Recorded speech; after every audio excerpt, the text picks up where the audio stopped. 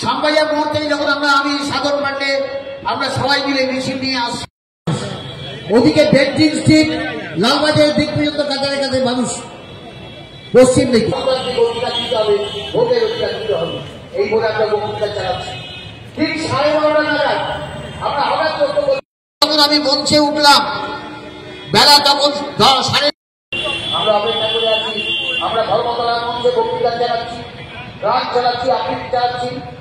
লক্ষাধিক মানুষ তারা রাস্তায় বসে আছে, কারণ খাওয়া নেই, জল খেতে যাওয়া নেই, কোথাও যাওয়া নেই। প্রত্যেকটা মানুষের মনে একটা প্রতিজ্ঞা যে আজকে একটা কিছু করেই ছাড়বো। তার মাথার মধ্যে মনে মাথার খুলি ফাটিয়ে দিয়েছিল। সবাই জানেন মমতা ব্যানার্জি মারা গেছে, কিন্তু ঈশ্বরের ইচ্ছা ছিল, আল্লাহর ইচ্ছা ছিল, ভগবানের ইচ্ছা ছিল যে এই মানুষটি, এই মহিলাটি বাংলার মুখ্যমন্ত্রী হবেন, বাংলাকে নেতৃত্ব দেবেন। আর বাংলার কোটি কোটি মানুষ যারা দারিদ্র সীমার নিচে বাস করে, যাদের দুবেলা অন্ন জোটাতে অসুবিধা হয়, খাদ্য জোটাতে অসুবিধা হয়, তাদেরকে তিনি বাঁচাবেন। এই ইচ্ছে ছিল বলে সেদিন মমতা ব্যানার্জি বেছে দিয়েছিলেন।